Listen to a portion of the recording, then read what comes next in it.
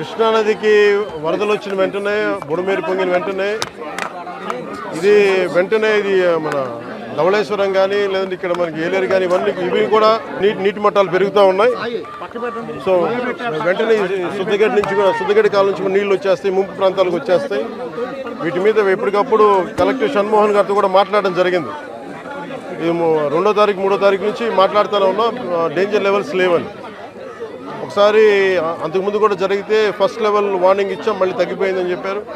ఇది కూడా ఏంటంటే కంటిన్యూస్గా మనకి విపరీత వర్షపాతం, క్లైమేట్ చేంజ్, ఇవన్నీ ఈ పరిస్థితుల వల్ల రాష్ట్రం ఎప్పుడు అన్ప్రెసిడెంటెడ్, ఎప్పుడు చూడనంత వర్షపాతం ఇవన్నీ జరుగుతూ ఉన్నాయి. ఈ నేపథ్యంలో ఇది ప్రత్యేకించి ఇప్పుడు లోపలికి వెళ్ళి చూస్తుంది వైఎస్ఆర్ కాలనీ, జగనన్న కాలనీ పేరు ఏదని అనుకోండి. ఇది బేసిక్ ఇది ఒక 32 ఎకరాలు 33 ఎకరాల స్థలం. ఇది దాదాపు ఒక 2000 పైచిలకు లబ్ధిదారులు. దీంట్లో ఉన్నదేమో ఇప్పుడు ప్రస్తుతం 10% మంది జనాభా ఉన్నారు. 10% మట్టుకే. లోపలికి వెళ్ళి చూస్తే అసలు బేసిక్గా లోపల మనకి ఈ డ్రైనేజ్ కానీ రోడ్లు కానీ ఏమీ లేవు. కనీసం వాళ్ళు అడిగేది ఏంటంటే కనీసం ఇప్పుడు దీనికి కనీసం బ్రిడ్జ్ చేయమని అడుగుతూ ఉన్నారు. చిన్నపిల్లలు ఇరుక్కుపోయారు అది కానీ. తక్కువ ధరలకు ఉన్నది అధిక ధరలకు ఉన్నది చెప్పంటారు. ఇక్కడ తక్కువ ధరకు ఉన్న దానికంటే అదే ఆ విషయంగా వస్తున్నాం. నా నోట్లో మాటలు మీరే చెప్తారు. అంటే ఇది ఇప్పుడు నేను మన బుడమేరు గురించి చెప్తాను. ఇది అంచెలంచెలుగా ప్రతి ఒక్కళ్ళు దీన్ని ఇంక్రిమెంట్గా పెంచుకుంటూ వెళ్ళిపోయారు. ఉదాహరణకి ఒకరితో మాట్లాడుతుంటే వాస్తువులతో మాట్లాడుతూ ఉంటే ఇది 2 లారీలు వెళ్ళేంత దారి ఉంది. నదీ పరివాహక ప్రాంతాన్ని ఇది ఈజీగా వెళ్ళిపోయేది. కొంతమంది చెట్లు వేసి ఆ గట్లని వాళ్ళ పొలాలు కలుపుకోవటం అదొకటి. ఇది చాలా ఇంక్రిమెంట్లు జరిగింది. కానీ ఇది మట్టుకు ప్రత్యేకించి ఈ జగనన్న కాలనీ మట్టుకు గత ప్రభుత్వం చేసిన తప్పులు. ఇది ఆల్రెడీ 4 అడుగులు లోతట్టు ప్రాంతం. ఇది చిన్నపాటి వర్షం వస్తే మునిగిపోయే ప్రాంతాలు ఇవి. అలాంటి చోట్ల వీళ్ళు 30 ఎకరాల పైగా 32-34 ఎకరాల పైగా వీళ్ళు ఇచ్చారు. ఇది మామూలుగా మనకి రిజిస్ట్రేషన్ ప్రకారం మనకి 13 లక్షలు ఉండేది. అది మార్కెట్లో మనం చూస్తే 30 లక్షలు. దీన్ని వీళ్ళు 60 లక్షల రూపాయలు పెట్టుకున్నాం. సో ఇది జగనన్న కాలనీ అనేది గత ప్రభుత్వం చేసింది ఎన్ని 100 కోట్ల 1000 కోట్ల తేల్చి మన క్యాబినెట్ మీటింగ్లో తేల్చి చెప్పాలి. అన్ని మొత్తం కూర్చున్న దాని మీద వర్కౌట్ చేస్తున్నాం. దాంట్లో భాగంగా చూస్తే 30 లక్షలు మార్కెట్ రేట్ ఉండగా 60 లక్షలు పెట్టుకున్నారు. అది లోతట్టు ప్రాంతం. ఎవరు ఈ రోజుకి 10% మించి ఎవరు మనకి లబ్ధిదారులు లోపలికి రాలా. దాన్ని బట్టి మీకు అర్థం చేసుకోవచ్చు. ఇలాంటి చోట్ల ఇప్పుడు ప్రత్యేకంగా ఛాలెంజ్ చేసి వీళ్ళు చేసిన తప్పుల్ని మేము కవర్ చేయాలి. వీళ్ళు ఇచ్చేశారు, ఆ తప్పుల్ని కవర్ చేయాలి. వాళ్ళకి ఇన్ఫ్రాస్ట్రక్చర్ ఏదైతే అవసరాలో ఇన్ఫ్రాస్ట్రక్చర్ డెవలప్ చేయాలి. ఇది ఇప్పుడు అలాగే కాదు. ఇప్పుడు మీరు ఏలేరు ఆధునీకరణకి వీటన్నిటికీ మీకు నిధులు కొరత, అంతే కదా. బేసిక్ నిధులు కొరత. మరి ఇక్కడ ఒక్క చోట మీరు ఇక్కడే చూస్తే దాదాపు 13 కోట్లు, దాదాపు మీరు చూసే 30%, 13 కోట్లు ఇక్కడ ఒక్క ఈ కాలనీకే వేస్ట్ చేశారు. ఇలాంటి ఒకరు చెప్పండి.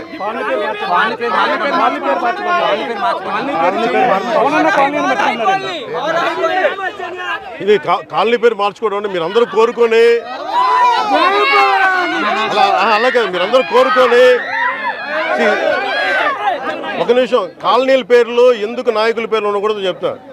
వాళ్ళ జేబులో డబ్బులు కాదు. అందుకని మనం చేయాల్సింది ఏంటంటే నేల కోసం పనిచేసిన నాయకుల పేర్లు పెడితే మంచిది. అదే మన జాతీయ నాయకులు చాలా మంది ఉన్నారు, రాష్ట్ర స్థాయి నాయకులు ఉన్నారు, పిఠాపురం మహారాజు గారు ఉన్నారు. అలాంటి గొప్ప మహానుభావుల పేర్లు పెడితే మంచిది. మేము నిజంగా అలాంటివి కోరుకుంటాం.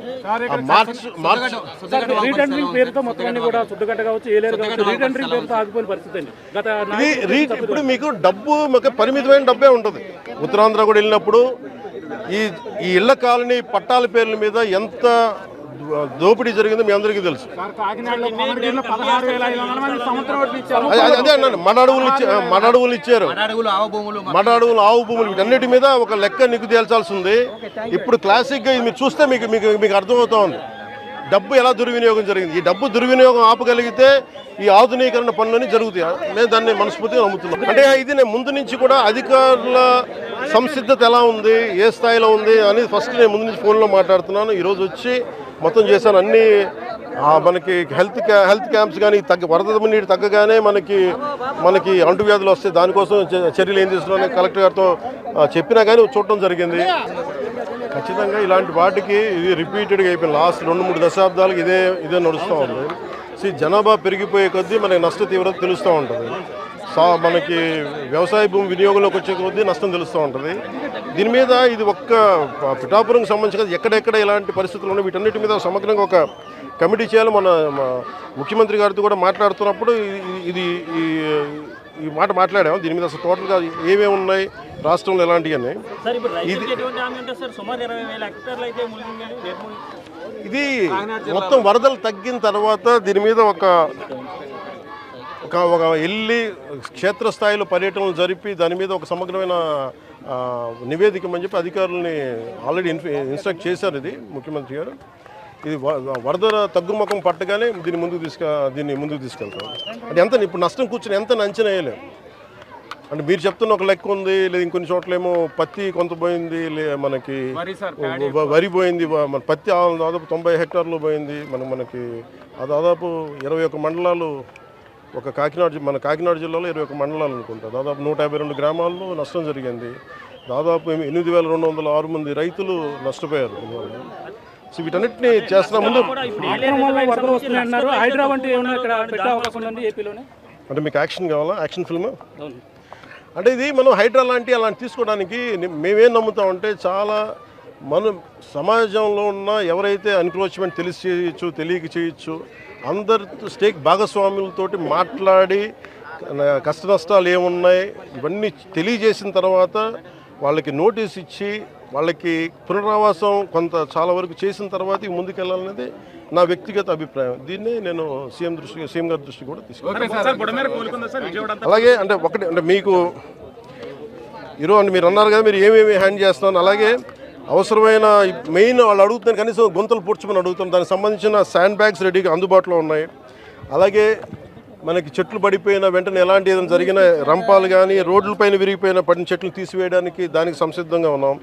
అలాగే జేసీబీ లాంటి వాహనాలని సంసిద్ధంగా ఉంచాం. ముఖ్యంగా అవసరానికి మన ఫైర్ యాక్సిడెంట్స్ ఏమైనా ఉంటే దానికి సంబంధించిన సంబంధించి ఫైర్ యాక్సిడెంట్ వెహికల్స్, అలాగే 42 మంది గజయితగాళ్ళని రెడీగా చేసాం ఇన్ కేస్ ఏదైనా ఎమర్జెన్సీస్ ఉంటాయి. అలాగే primary health care, community health care వీటికి సంబంధించిన సంసిద్ధంగా చేసాం.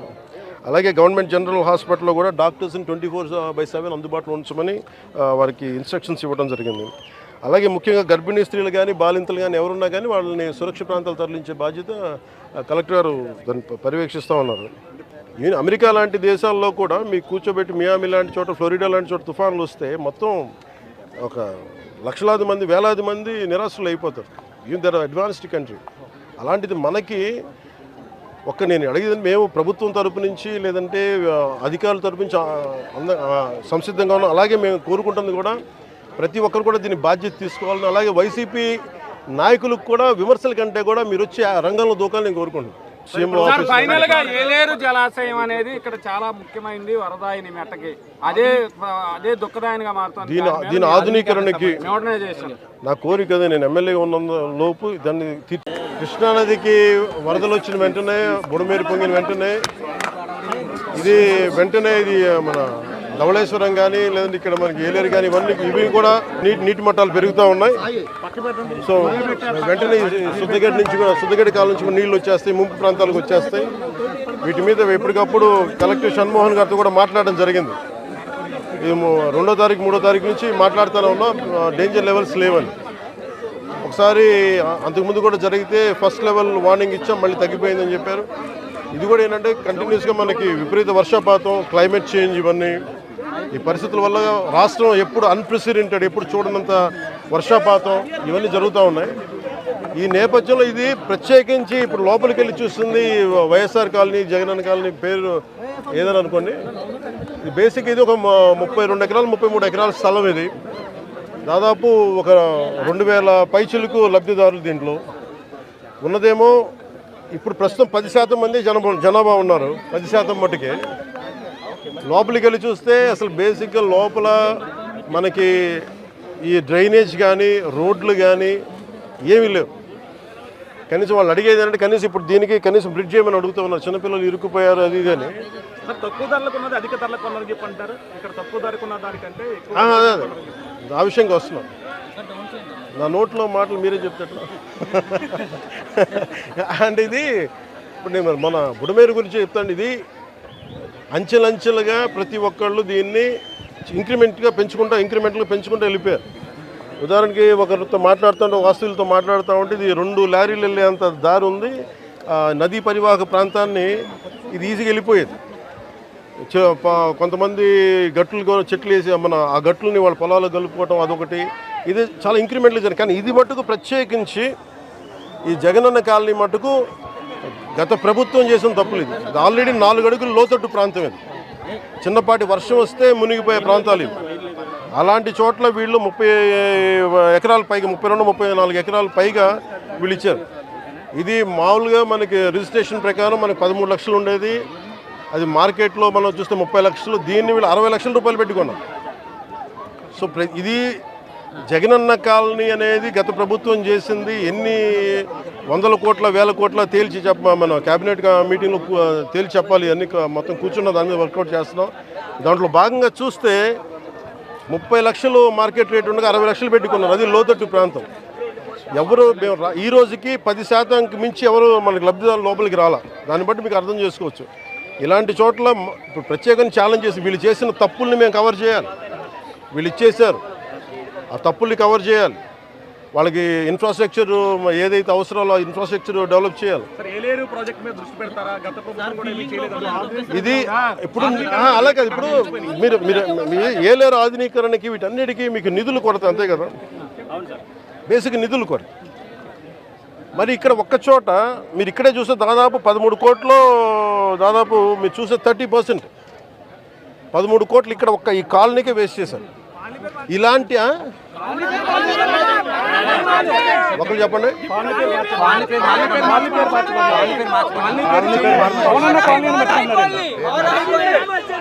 ఇది కాలనీ పేరు మార్చుకోవడం అంటే మీరు అందరూ కోరుకొని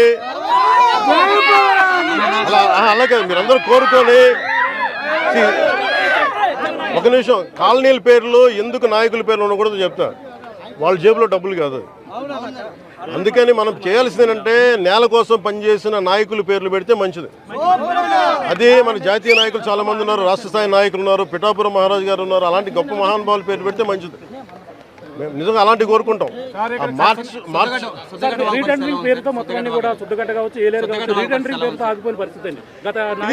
ఇప్పుడు మీకు డబ్బు పరిమితమైన డబ్బే ఉంటుంది. ఉత్తరాంధ్ర కూడా వెళ్ళినప్పుడు ఈ ఇళ్ల కాలనీ పట్టాల పేర్ల మీద ఎంత దోపిడీ జరిగిందో మీ అందరికీ తెలుసు. అదే అన్నాను, మడ అడవులు ఇచ్చారు, మడ అడవులు, ఆవు భూములు, వీటన్నిటి మీద ఒక లెక్క నీకు తేల్చాల్సి ఉంది. ఇప్పుడు క్లాసిక్గా ఇది మీరు చూస్తే మీకు అర్థమవుతా ఉంది డబ్బు ఎలా దుర్వినియోగం జరిగింది. ఈ డబ్బు దుర్వినియోగం ఆపగలిగితే ఈ ఆధునీకరణ పనులన్నీ జరుగుతాయి. నేను దాన్ని మనస్ఫూర్తిగా నమ్ముతున్నాను. అంటే ఇది నేను ముందు నుంచి కూడా అధికారుల సంసిద్ధత ఎలా ఉంది, ఏ స్థాయిలో ఉంది అనేది ఫస్ట్ నేను ముందు నుంచి ఫోన్లో మాట్లాడుతున్నాను. ఈరోజు వచ్చి మొత్తం చేశాను. అన్నీ మనకి హెల్త్ క్యాంప్స్ కానీ వరద నీరు తగ్గగానే మనకి అంటువ్యాధులు వస్తాయి, దానికోసం చర్యలు ఏం తీసుకున్నాను కలెక్టర్ గారితో చెప్పినా కానీ చూడటం జరిగింది. ఖచ్చితంగా ఇలాంటి వాటికి ఇది రిపీటెడ్గా అయిపోయింది. లాస్ట్ 2-3 దశాబ్దాలకు ఇదే నడుస్తూ ఉంది. జనాభా పెరిగిపోయే కొద్దీ మనకి నష్ట తీవ్రత తెలుస్తూ ఉంటుంది. మనకి వ్యవసాయ భూమి వినియోగంలోకి వచ్చే కొద్దీ నష్టం తెలుస్తూ ఉంటుంది. దీని మీద ఇది ఒక్క పిఠాపురంకి సంబంధించి కదా, ఎక్కడెక్కడ ఇలాంటి పరిస్థితులు ఉన్నాయి వీటన్నిటి మీద సమగ్రంగా ఒక కమిటీ చేయాలి. మన ముఖ్యమంత్రి గారితో కూడా మాట్లాడుతున్నప్పుడు ఈ మాట మాట్లాడాము. దీని మీద అసలు టోటల్గా ఏమేమి ఉన్నాయి రాష్ట్రంలో ఎలాంటివన్నీ. ఇది మొత్తం వరదలు తగ్గిన తర్వాత దీని మీద ఒక వెళ్ళి క్షేత్రస్థాయిలో పర్యటనలు జరిపి దాని మీద ఒక సమగ్రమైన నివేదికమని చెప్పి అధికారులని ఆల్రెడీ ఇన్స్ట్రక్ట్ చేశారు. ఇది ముఖ్యమంత్రి గారు. ఇది వరద తగ్గుముఖం పట్టగానే దీన్ని ముందుకు తీసుకెళ్తాం.